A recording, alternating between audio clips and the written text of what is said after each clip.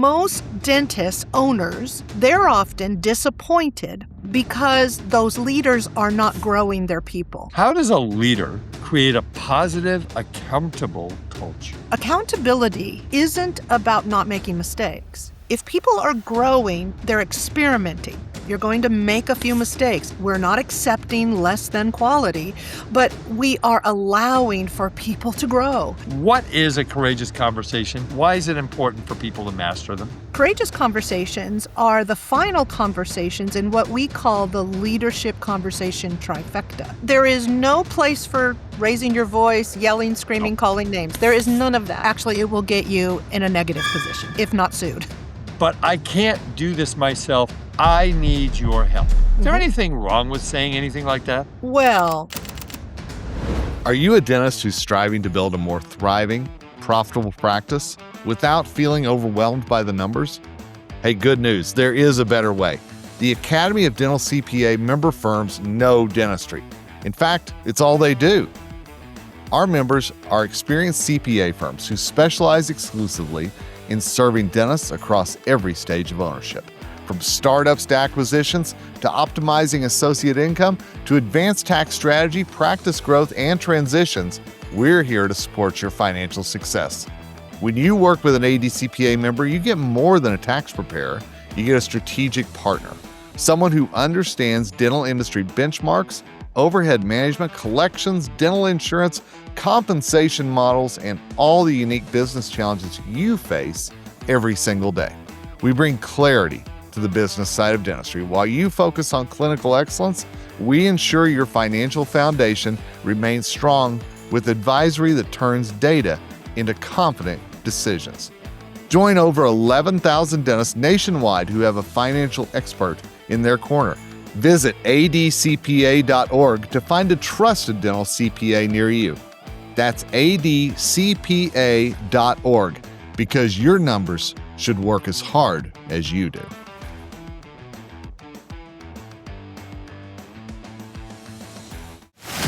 This podcast is sponsored by Bank of America Practice Solutions. When you need financing for your dental practice, you really want to work with someone who fully understands your industry. For over 25 years, Bank of America Practice Solutions has helped dentists across the nation reach their goals through smart financial solutions and expert guidance. Whether you own a practice or are just getting started, Bank of America Practice Solutions can provide customized financial help for your short-term needs and long-term aspirations. Email dg.connect@bofa.com to find expert guidance, personal attention, and real solutions. That's dg.connect@bofa.com.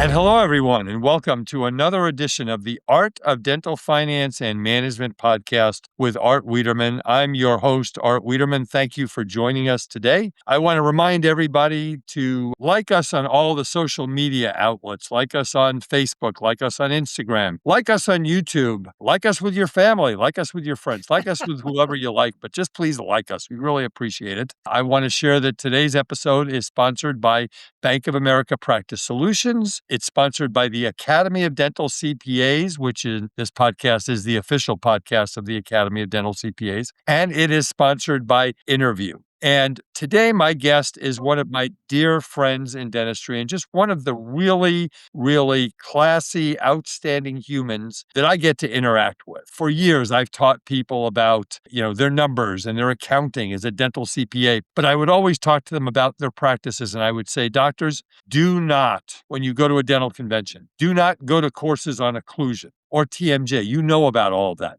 Go to courses on how to lead a team and how to communicate with people. And Katherine Belt is the premier, as far as I'm concerned, consultant, not only nationally, but internationally. Her company, LionSpeak, has consulted, and Katherine has spoken to thousands of dentists all over the country, all over the world, the United Kingdom. She's a best-selling author, and we're going to talk about how to lead a team. What is a team? Communications. She coins a term, courageous communication. We're going to talk about that today. Katherine, welcome to the Art of Dental Finance and Management. Well, thank you for having me, Art. This is a fun, exercise in meeting your friends and doing business at the same time. So thanks for having me. And what a beautiful introduction. Thank you. Yeah, well, you're very kind. And we had some fun this past weekend. We're recording this in mid-January of 2026. Hard to believe it's mid-January. And you and I got to spend a couple days together at the Speaking and Consulting Network meeting. You presented. Yes.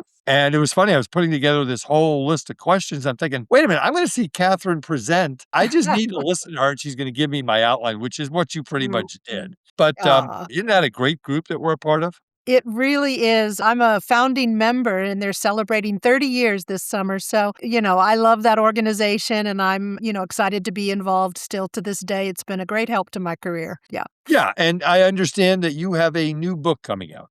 I do. We're hoping late spring, early fall, trying to narrow. We're down to 2 titles and trying to narrow that down. But as soon as we land on the title, then that'll go into pre-order status. So we're excited, but it really centers around our core content and our core training. And that is helping leaders, managers, owners, directors to have leadership conversations that resolve conflict, hold standards, hold boundaries, raise people up, and improve the relationships all at the same time. I mean, that is critical. Everything in the professions, whether you're a CPA, whether you're a dentist, whether you're a physician, or whether you're an attorney, is all about communication. It's all about gaining trust. And we're going to talk about all of that today because there is nobody I know that is better than teaching communications and leadership. I know that that's what you are really focusing on. We talked about that up in Walnut Creek. First, tell us a little bit about your professional journey. How did you get to be LionSpeak and where you are today? Well,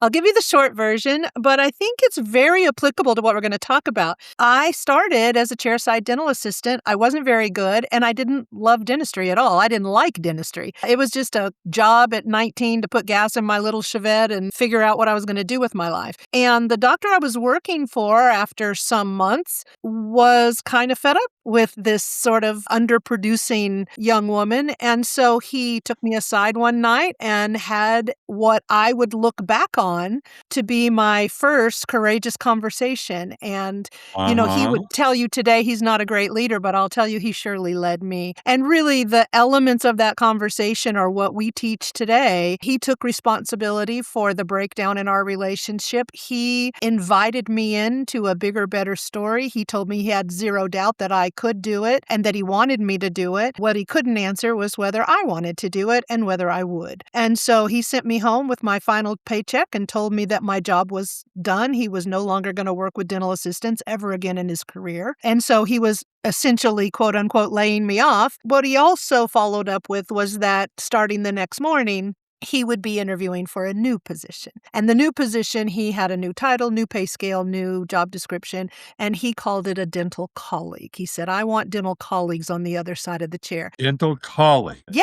And he described it as someone who loves dentistry as much as I do and is as excited about what we have the capacity to do for our patients as I am. And someone that I'm not pushing to go to courses. They're pushing me to send them to courses. I want someone who wants to learn, doesn't mind staying a few minutes into lunch or at the end of the day to collaborate and talk about models and cases and, learn how to interface with specialists in the lab. And so, this was back in the mid 80s, early 80s. And so, I just don't think anyone had ever said, Katherine, my bar is here. And I'm not going to lower it anymore for you or anyone else. I'd rather work alone than lower my bar. So I have no doubt you're smart enough and capable enough to reach the bar. You have to decide if you want to. And if you want to, and you walk across this threshold tomorrow, then you are stepping into an entirely new job and an entirely new set of expectations. And you will be pushed, you will be coached, you will be held to some high expectations. And so go home and sleep on this and think hard about it. And I did show back up for the interview and I did get the job. And we worked together for many years. And I contend I'd still be working there today because through him, I fell in love with dentistry, what we have the capabilities to do. And it launched a 45-year career that I couldn't see coming, but he did. And he was an amazing leader. And so, I always say, because many years later, he came to one of my speeches and he heard me tell this story. And he came up to me at the break and he said, I cannot believe you told that story. And I said, is it okay? And he goes, well, it's okay. But he seriously said to me, Art, I don't remember it being that big of a deal. And I said, well, it might not have been a big deal for you, but for this 19-year-old sort of brain dead dental assistant, it was a huge transformation. And I contend, Art, that leaders are out there every day having conversations that they don't see it as a big deal. But 45 years from now, the person on the other end of that conversation is going to be talking about it and thinking about it for better or worse. You told the story in Walnut Creek, and I love hearing it a second time. The word mentor jumps into my head. Was this gentleman your mentor? Everybody should have a mentor. Well, one of many, right? He was a mentor in how to become a high-level dental professional that people would want. And I remember going to a study club where I overheard another colleague of his say, how do we find a Katherine? And his answer was, you don't find them, you build them. And that has You took one of my questions. We're going to talk about that. I promise. Yeah, that's become a through line because I think that's more. I love that. I know, me too. And it really is an important idea in this tight labor market that we're in because you can't find them as easily as we could 10, 15 years ago. You can't. Or before COVID, for sure. And so our task with building, these great employees. Let's jump into this. I mean, I've known you for many years, and the cornerstone of what you teach centers around, among other things, courageous conversations. And you describe them as a major part of a productive, positive work culture and involves compassion, accountability, non-judgment, and accuracy. Okay, so that's a mouthful, but you know all about courageous conversations. What is a courageous conversation? Why is it important for people to master them? Well, at its core, a courageous conversation is speaking a truth that needs to be spoken in a way that doesn't project any judgment about what the other person will do with this truth, respects that they have a choice, that it isn't blaming them entirely, at least, for the disconnect or the breakdown or the conflict, and that we are delivering this with all the love in our heart and all the kindness in our soul and drawing a line and holding a boundary and having a high expectation and not apologizing for it, not even feeling the need to justify it necessarily. And so courageous conversations are the final conversations in what we call the leadership conversation trifecta. And the leadership conversation trifecta are 3 conversations and they're a hierarchy. So the first one is an invitation conversation, and that's where we help owners or the proxy of an owner, if it's a larger organization, to deliver a conversation to the company, to the people who work for that company, inviting them in to a bigger, better future, inviting them into a vision of the future, come join us in building this thing, getting somewhere different than where we are. And it also invites them to meet a set of very high standards. I say often that not only are dental practices not holding their current standards, most of them need to raise their standards about cultural behaviors and cultural expectations. I think families are the same way, neighborhoods, organizations. So the good news is people don't get better at these conversations at work and not get better in their personal lives. So that's kind of the nice side benefit. But at any rate, that's the first conversation in the trifecta. The second one is once you've issued this invitation and people have said, yes, I'm in, then those who are in for the work, for the coaching, for the push, for the, trek to this vision, then now they could want to be a part of it, but not know how to contribute at a high level. They need some training. Yeah, exactly. So the next conversation or series of conversations are coaching conversations, and those are very different than supervisory conversations. So we teach the difference and we teach people how to become an internal coach for their people. A lot of managers are, if you ask them, what are the top 1, 2, 3 priorities of your job as an office manager or as a clinical manager or something like that, they will often tell you things related, in my opinion, to HR. I need to manage vacation schedules. I need to make sure we have coverage every day on the floor. I need to make sure if my people have a question that I can get them the answer. I need to make sure all the supplies are stocked.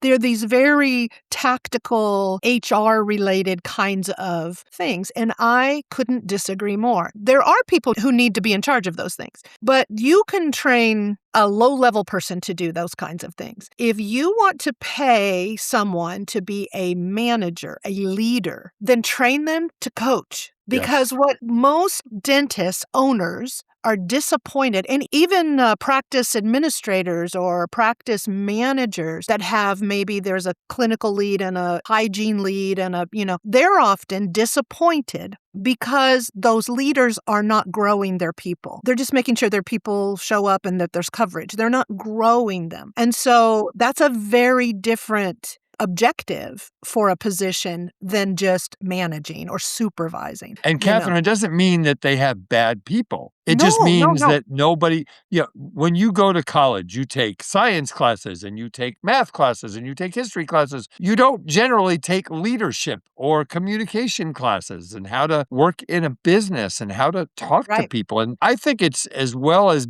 we've got to get our patients to trust us. We've got to get our team to trust that they work in a safe environment, that if they have opinions, they can give it, right? 100%. And what's so interesting about this idea of coaching is that if you ask owner dentists, if they have a manager or if they don't, if they want to, a lot of them have a negative response. They'll say, oh, this is the worst thing I ever did, or it just created more problems than it solved, And I contend that is because we tapped our best administrator, we tapped our best assistant, we tapped our best hygienist on the shoulder and said, hey, you're really, really, really good at your job. Will you manage that department? So the owner is thinking, will you create more of you, right? Will you help them be you because you're good? But they never gave them training and the skills they needed to be a good hygienist, the skills they needed to be a good office administrator are not the same skills as it takes to coach people to that level. And so that's what we're saying is you actually build a team of superstars by first getting a team of superstar managers, superstar internal coaches. And that's exactly what we help. So that's the second in that trifecta. And then courageous conversations comes in when you've coached and they're either still not doing it or they are trying to do it, but they're still not getting the results that you need or want. And so then that requires a more confrontational conversation. We want to be able to say those things that need to be said and hold people to those high standards and make sure they're clear that that's a non-negotiable without destroying the relationship or tearing down the other human on the other end. I mean, that's what my boss did with me. He spoke very differently to me as a human being as he did to the behavior I was exhibiting. Those are very different things. It can't be personal. I can't tell you how many times I have heard about in a dental office where the doctor says, you're a terrible assistant and you don't know how to talk to people. And that is just like the absolute wrong way to do this. If you want to affect change in a human being, you've got to be compassionate, right?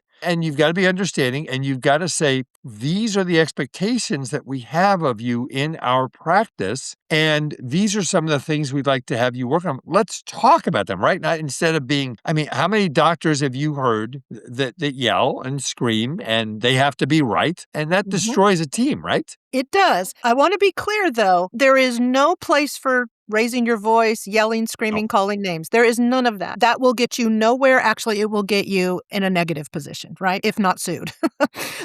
But I want to be clear that I am not soft. I do not believe we should tolerate things we don't like or want if we own a business. I own my own business. I have worked for several businesses as an employee. And when I did that, what I'm essentially doing, if I'm a really high-level professional, is understanding that I have signed up to help someone else achieve their vision. not mine. Right. And the best I can do is find someone with a vision that I align with, right? That I personally align with as a professional. I align with their values. I align with their cultural standards. Like they expect people to be on time, if not early to work, because they are, and they enjoy that. And that's what they expect. And they make it clear. And if I like that, and I like others around me to behave that way, then that's a good alignment, right? So my job is only to find the opportunity that aligns with my own professional values and career path. An So we need owner's, to create a culture yeah. that we have the leadership. So we're going to talk a little more about that. One of my favorite sayings of yours, and I heard this many, many years ago, and I use it to this day with other people, is I can handle just about anything, but I can't deal with unreasonable. I use that all the time personally. If I have to give you like $5 every time I do it, I'll keep track, I promise. Okay. But talk about that. Talk about unreasonable. Well, I couldn't wait to hear what the phrase was. And so that's interesting that that really stuck with you. Where we use that is, so how we teach, I have a certification in adult learning theory. And what that allows me to do is teach in a way that isn't just lecture. We quickly move from lecture to demonstration, and from demonstration to practice, and from practice to application. That's the journey very quickly when we train. And therefore, I believe we get really more immediate and deeper, longer lasting results. So one of the pieces of that is demonstration. And so what I want to show professional communicators in a leadership position is that I want to demonstrate for them, once I've taught the process about how to have these conversations, I want to demonstrate it in real life. So you saw me do a demonstration where I took a volunteer from the room. He I happened did. to be an oral surgeon. He volunteered. He comes up. He tells me about the situation. And then I step into his voice as if I was him, and I ask him to be the other person, right? And so I'm able then to demonstrate what I've just taught so that they can see. What I want them to do is trust this simple framework. I want them to trust that they can be authentically who they are. They do not have to sound like a robot. They can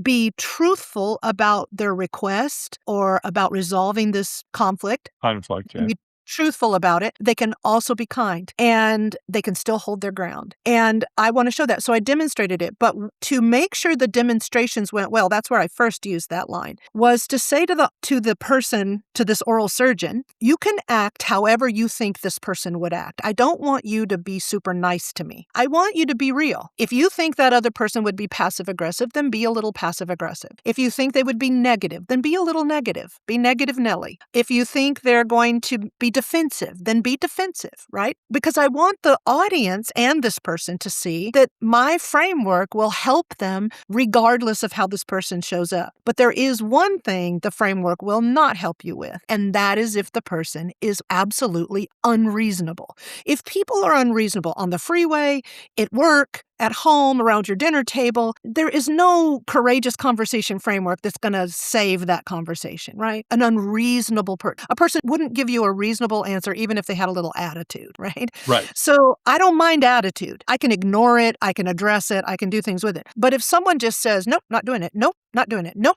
nope, nope, nope, right? It's just not reasonable. And so I would, in real life, walk away from that conversation and say, this seems unreasonable. When you're ready to be reasonable, we can come back to this conversation. But until then, there's no reason to be here, you see? So that's where you heard that, is like, have a line that says, there's a limit. Yeah. And that's respect. And you can do that respectfully, right? Absolutely. I mean, you can say, listen, this is not working. This is not reasonable. I need to walk away. We need to revisit this at another time. And it may be that at that point, you are going to part ways with that team member, or you're going to part ways with that vendor or that patient. It could be anything. So absolutely. I've parted ways with employees. I've parted ways with clients. I've parted ways with audience members. Not often, thank goodness, but I have. And, I did it once. And what I want to feel good about is that I did it in a way that I honored they had a right to feel however they felt. I honored that they had a right to value whatever they value without any judgment from me. And I also have a right to have a boundary. I have a right to a certain level of respect. I have a right to expect certain things from people who work for me or live with me or, do business with me. And so really all we're looking for are people that align with those things. And all of our conversations, this just occurred to me. I'm going to write an article about this. Our conversations are really at their core about discerning the level of alignment here and discerning, can we get in better alignment or are we never going to get in better alignment and we have to make some different decisions, right? But if you don't have judgment around it, then you don't ruin the relationship. I mean, I'm going to make a football analogy because I'm required by law to talk sports because that's all I really care about, right? Right now, as we talk, coming up on Monday is the national championship football game between Indiana and Miami. And Kurt Signetti is probably the poster child of leadership. He is. I mean, no it's doubt every about it. one of his players that you listen to. They talk about team. They talk about mission. They talk about vision. They talk about goals. And that's what we need in the dental office. It's safe. So let's talk about team for a second, Katherine. Okay, you gave us a definition. I'm going to break it into the 3 pieces. First definition starts out like this. A team is a collection of different humans working towards one goal with shared effort and mutual hype. I want to hear the hype part. What does this mean? Well, so we always say great communicators communicate 2 things at their core. They communicate clarity about whatever they're talking about versus confusion. And they also balance the clarity with inspiration. So my mother was very clear. I had a great mother growing up, and if she were here, she would agree with me. She had no trouble with clarity. You'd never walked away from a conversation with my mother unsure what she was asking of you. But I often walked away a little less than inspired to take a step in that direction. I have also, conversely, been around people who were very inspirational, very motivational, very positive. I mean, I've been to conferences where I didn't even need a plane to fly home. I was so high on the hype, right? But I got home and it was like, I'm all inspired and motivated, but what is my next step? What do I do? Right? And so you can see where you could be inspirational and not clear, and you could be clear and not inspirational. The combination, the balance of those, the best communicators in the world balance creating clarity around where we're going and who we need to be along the way with inspiration for them to want to do it. So when I say it's a collection of people who are focused on a goal, that's the clarity. And they have mutual hype. They're all mutually excited and passionate about what we're doing here together. Now, that doesn't mean they won't have disagreements. It doesn't mean they won't have to solve challenges. That all comes with growth. That's life. That's life, right? Just take a marriage, take a partnership, take a community of neighbors. I mean, we have to work through things if we're growing together. So I don't view conflict and challenges as a bad thing. I actually think it's an indicative of growth. I think if you have no conflict, you're actually not growing. And I would rather have a little conflict and be growing than be stagnant and no conflict. You mentioned marriage. I mean, I've been married for just over 40 years, and my wife, Lynn, we, like every married couple in the world, have conflict, but here's the one thing that she has. She has my back. Mm-hmm. And if you've got a team that's got each other's back, that's golden, right? It is 100%. Yeah. But that comes from trust, and trust comes from communication. That's where we trust people who have communicated well with us, and we believe them, and they walk that talk. And so we learn to trust them. I want you to take a second, Katherine, and talk about what you do in your coaching you coach teams, you do retreats and things like that. By the way, folks, look at your local dental society. I would not doubt that Katherine is coming to a local dental society near you. Go onto her website. I want you to talk about what you do. You talked about what we should do. Talk about what you do and what your team does at Lion Speak. And then I want you to give out your contact information because, folks, if you are not feeling comfortable with your leadership style or your communication with your team and even with your patients, and you don't feel like things are going right, you don't feel like everybody is aligned to the same vision and the same goal, you're the leader. I can't tell you, Katherine, how many doctors that, I'm going to let the office manager do this. I just do the dentistry. It doesn't work that way. So talk a little bit about what you do at Lion Speak, and then I want you to give out your contact information. Yeah, great. So we have a couple of a la carte services. Right now, I spent several decades doing full practice management consulting. I no longer do that. I have a lot of great people I refer to, but I don't do full practice management consulting any longer. The good news for our dental clients is that I understand that world. I understand block scheduling. I understand how to read their P&L. And then for many years, the last 15 years or so, we have done communications coaching both on a patient service level and a leadership level. we have solely focused starting the beginning of this year on team and leadership communication. So how we offer it is in a couple of a la carte services, and then we have a mastery program that combines them all together. So one of our a la carte services is a team retreat. You refer to it. It's often referred to as a team calibration retreat. And the idea of that retreat is 1 or 2 days, depending on what we're trying to accomplish and the size of the team. We come to you and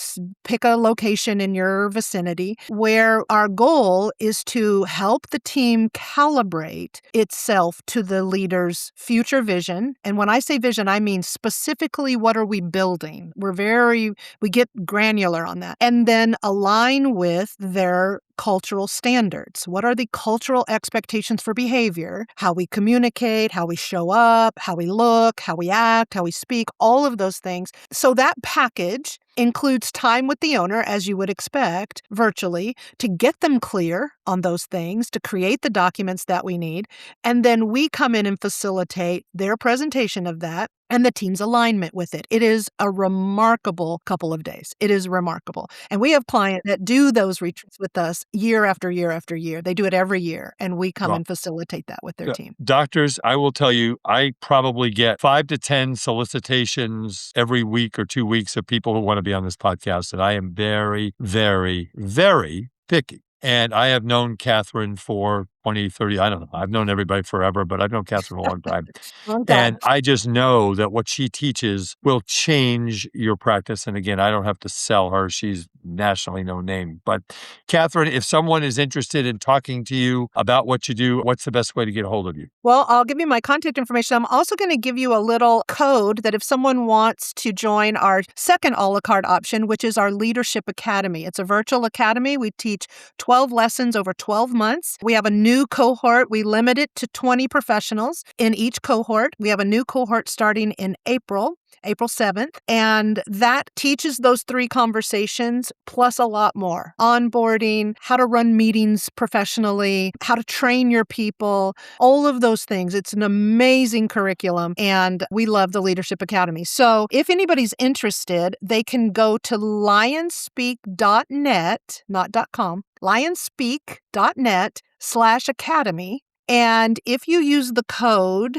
LA505, LA505 for Leadership Academy, $505, it will reduce the price by a little over $500, and you can join us, you and your leader. So it's great for owners, great for managers, great for people that you want maybe down the road to put into a leadership position, but they need some training ahead. This would be perfect for that.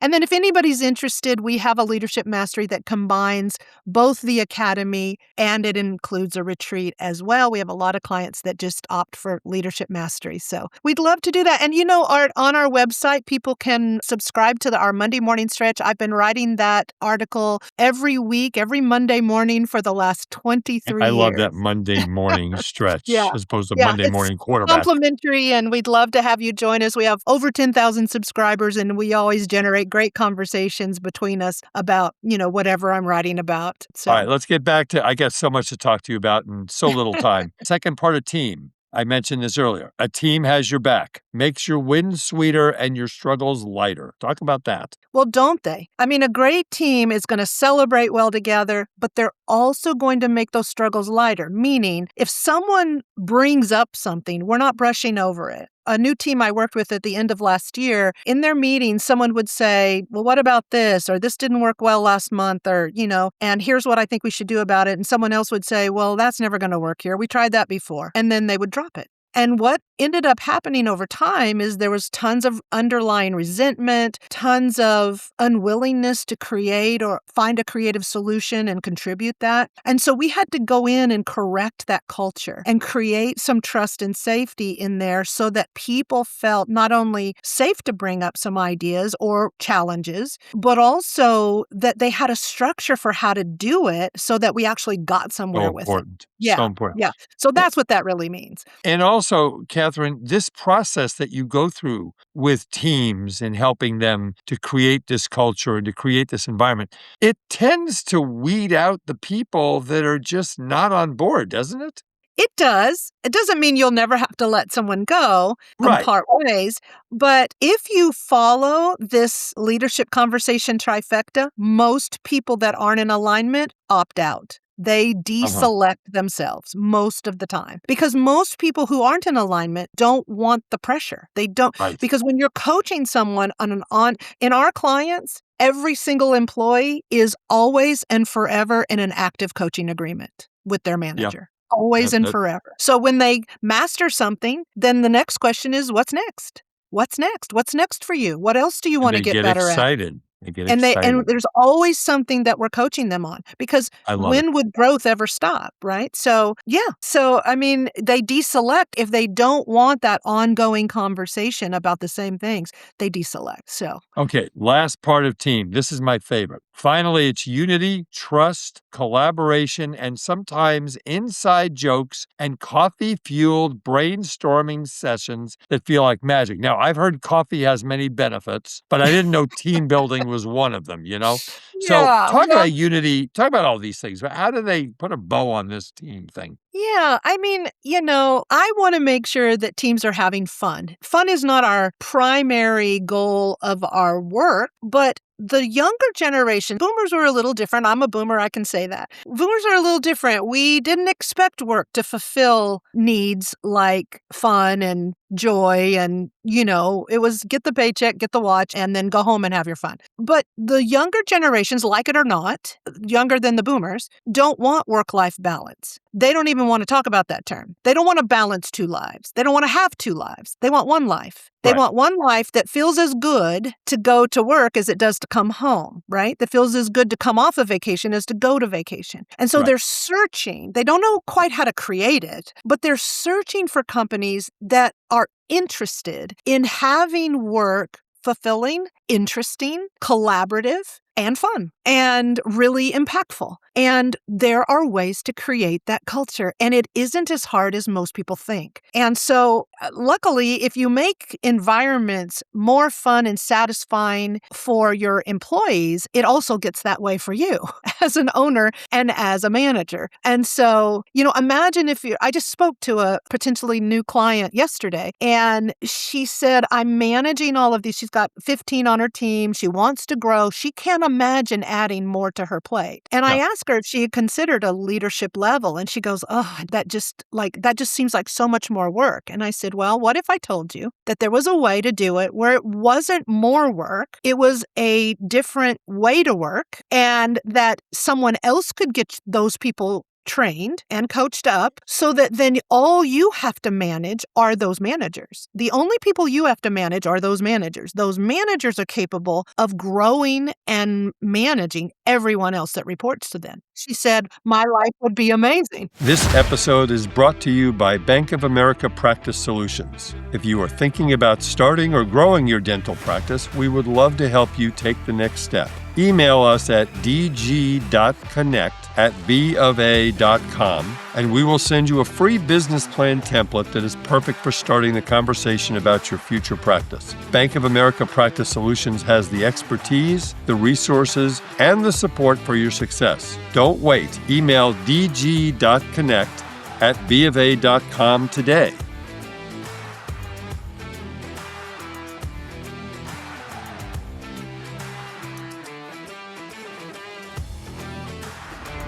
Hey, it's Art Wiederman here. You know I don't recommend products lightly. I only share solutions that can genuinely impact your practice's clinical outcomes and bottom line. That's why I really want to tell you about Interview. They've developed an FDA-cleared technology that measures internal tooth mobility, something that traditional methods just can't detect early enough. Here's what that means for your practice. You can identify cracks and loose restorations before they become emergencies. That means better treatment planning, fewer surprises for your patients, and more predictable case acceptance. Interview integrates right into your existing workflow. No complicated processes, just clever diagnostic information when you need it. If you've been looking for a way to elevate your diagnostic capabilities and strengthen patient trust, book a demo at interview.ai. That's INNERVIEW.ai. Mention my name and you'll get $250 off. That's Interview AI. INNERVIEW.AI. Oh, yeah. I remember, Katherine, when I started my career in the 1980s, I think, which you said you did too, I worked with Dr. Jim Pride and Dr. Phil Whitener, and they Sure. had this little pyramid that said, doctor manages team, team manages office. That's what you're Yeah. talking about, right? Yeah. Yeah. So let's get a little bit into leadership now, because I want to cover a bunch of stuff with you. As far as leadership goes, how does a leader create a positive, accountable culture? Well, I ask audiences all the time, raise your hand in a minute if you want to work on a team filled with people with these qualities. They are people who are problem solvers. They are critical thinkers. They are independent thinkers. They are positive in their attitudes. They are loyal to your office, to your brand, to the team. They are good at their jobs and always wanting to become better at their jobs. And I always add in, they are accountable for their actions, for the quality of their relationships, and for their results and their mistakes. Who wants to work on that team? And there is never a hand that is down. And No. I say, can I raise both my hands? That's the team I want to work on. That's the team that I want to build for myself. And that's the team I want to be on. And so accountability isn't about not making mistakes. Here's what I know about clinicians. This includes male and female. There's no distinction there. But people who are drawn to dentistry, to dental hygiene, that are drawn as clinicians, typically, of course, there are exceptions, but typically their personalities love fine detail. And in Yes. terms of being a dentist, right? And it's probably the same brain as an accountant or an engineer or an architect. They're drawn to the love of fine detail. And so that is who you want in your mouth. You want someone who pays attention to small detail and wants it to be right and perfect. That's the clinician I want as my dentist. They struggle. That same personality struggles with making an environment safe to make mistakes and grow. If people are growing, they're experimenting. New verbal skills, new systems, new ways of doing things, new efficiencies, new technology. They're experimenting. And when you experiment and grow, you are going to stumble a little bit. You're going to make a few mistakes. It's not perfect. No, and I have to help leaders understand how to manage this in a way that we still have quality control. We're not accepting less than quality, but we are allowing for people to grow. And so Yes. there is a way. I mean, of course, people can't keep making the same mistake over and over and over again. No. But I always ask in the group, who's ever one day in their life been late to work? Ever just one day you've been late to work? And again, I've never been late to work, by the way, just so you know. is that right? Yeah. Well, I'm I have. obsessively early. It drives my family Most crazy. people have. Most Oh people, my God. even if they're obsessively early, will get in some traffic jam that caused them Right. to not, you know what Right. I'm saying? Like, so that we're not perfect. And so if someone was late to work and walked into my morning meeting and did not acknowledge it, that would be different than someone walking in and saying, I am so sorry. I absolutely know that I am late and it will not happen again. Or here's what happened and I'm on it, right?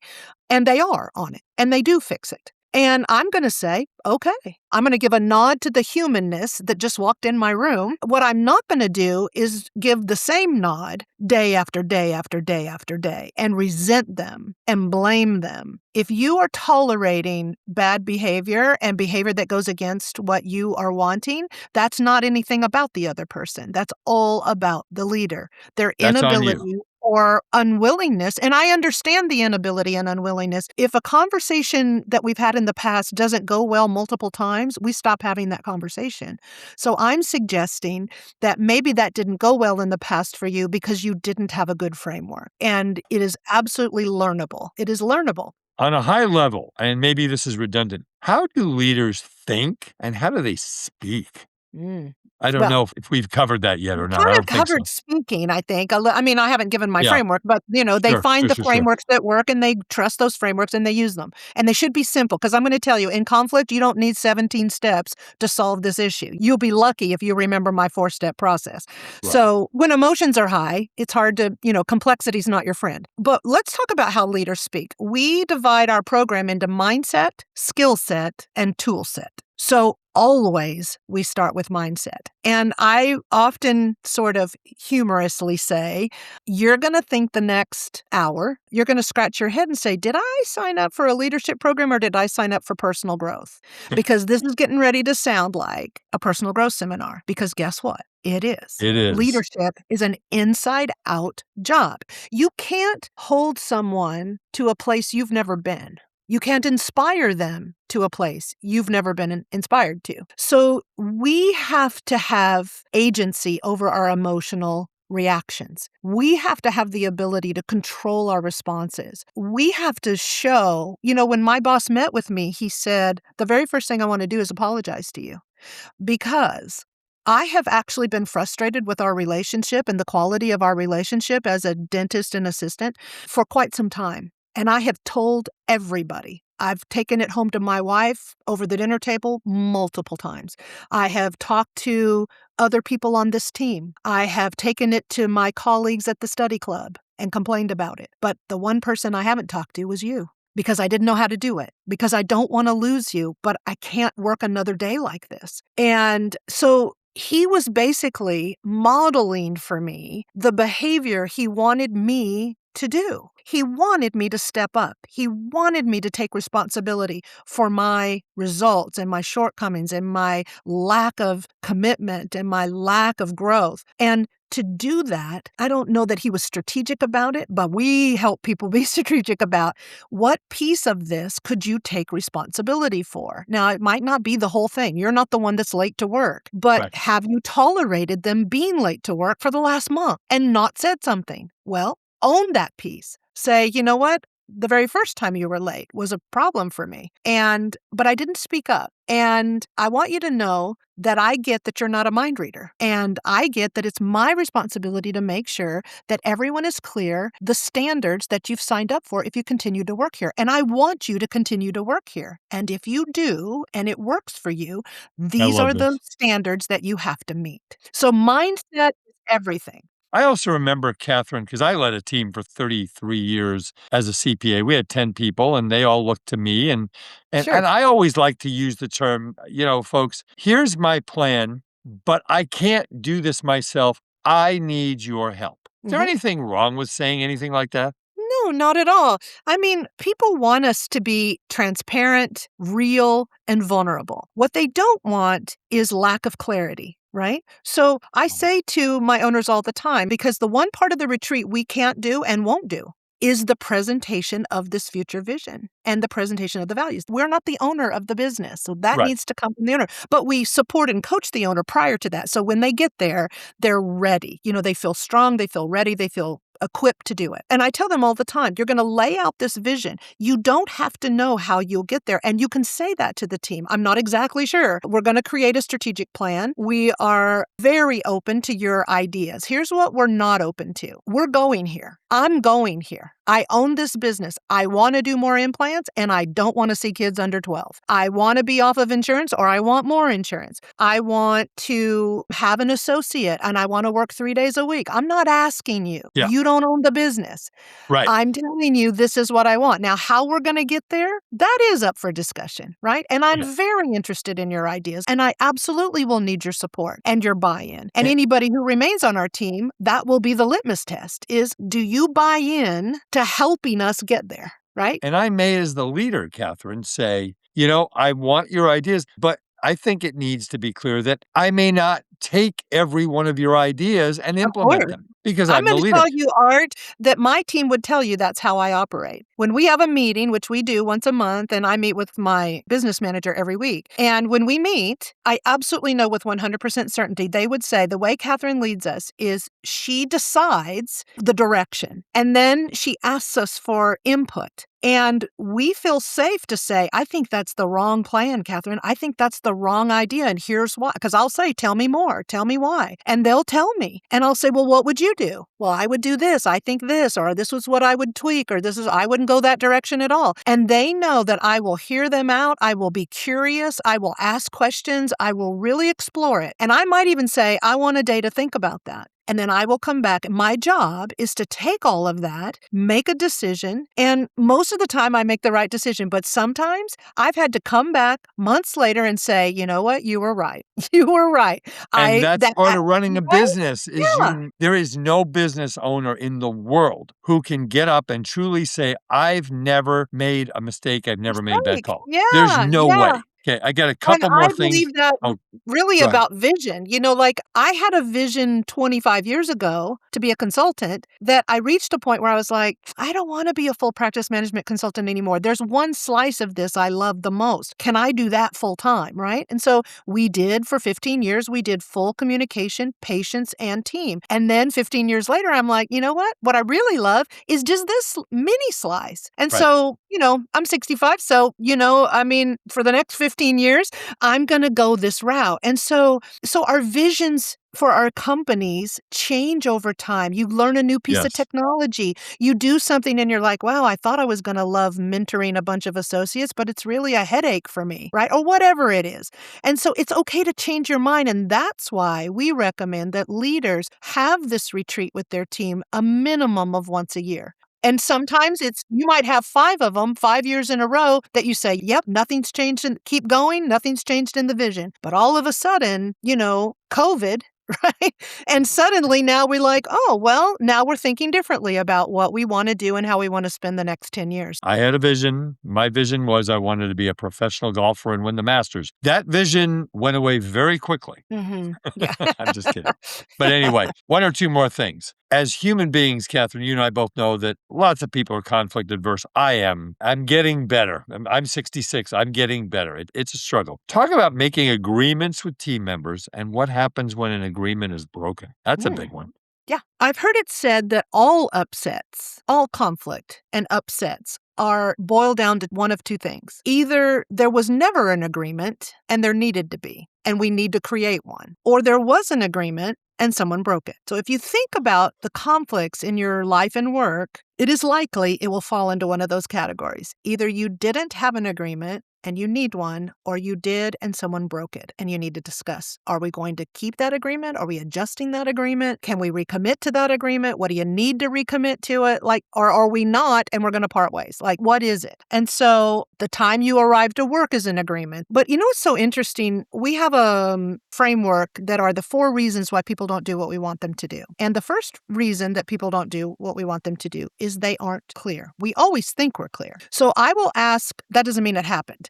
And so I will ask audiences, raise your hand if you believe that if your whole team is here or other members of your team are here, raise your hand if all of you could give me independently the same answer, a cohesive answer to what time is on time in your practice. And I have yet to have a team in the years I've been asking that question to dental audiences, have one team. They raise their hand and then I say, okay, what time is on time? I'm a new employee and I'm just asking, what time do I need to be here to be considered on time on Monday morning? Here's what I typically hear. Well, we have a meeting about 10 till. Need to be here for the meeting. So I say, if I walk in the door about 10 till, am I on time? And another team member About will say, 10 till.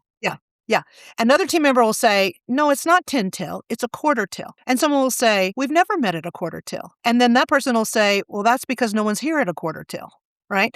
And it goes round and round and round. Not on the same And then I page. say to the audience, so the number one reason why people don't do what we want to do, it's not the only reason, but the number one majority reason is we think we've been clear and we have not. And that's a broken agreement. It feels like a broken agreement to us, but in fact, the responsibility sits with us because the reason that feels like a broken agreement is that we were never clear in the first place. And Never if you clear. doubt it, test it. Show up on tomorrow morning and say to the team, I want you to write down on a note card, don't say it to anybody else, what time do you need to clock in to be considered on time in this practice? And see if you get a cohesive answer from 15 people. Not likely. Not likely.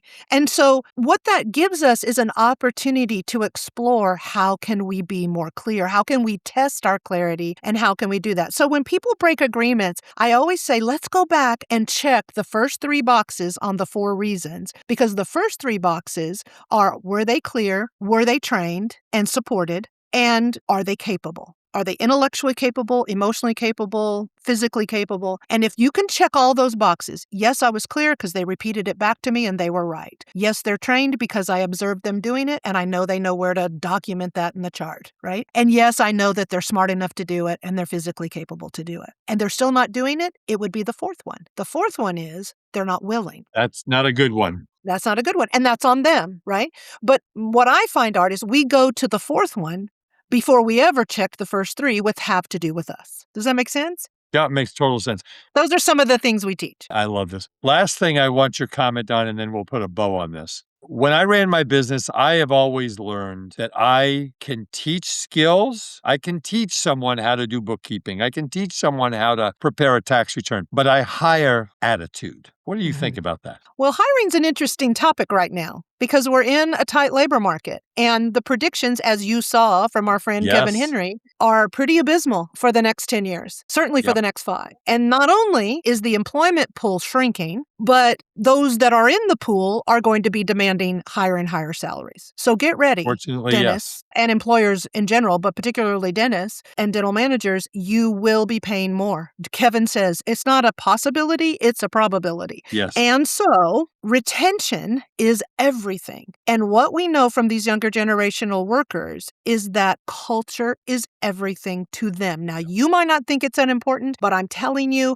people will not be as tempted by $2 more an hour down the street if that means they have to leave a team they know and trust and love, and Yes. that they feel aligned with them, they feel connected with them in a mutual vision and a mutual set of standards, and they feel that the company cares about their growth in their career, cares about their happiness level at work. I'm telling you, if you don't get this on your radar, you will lose your people to $2 or more an hour down the street. You will. You're absolutely right, Katherine. We hire for attitude for sure, but keep them with your attitude. Well, Keep I'll tell them you with what, I have been in dentistry 41 years, and one of the joys, as I've told my audience over the last 7 years I've done this podcast, are all the friends that I have made along the way. And I consider you a friend. You are such a gift to the dentists of Aw. America and the profession, and what you teach is so, so important. So one more time,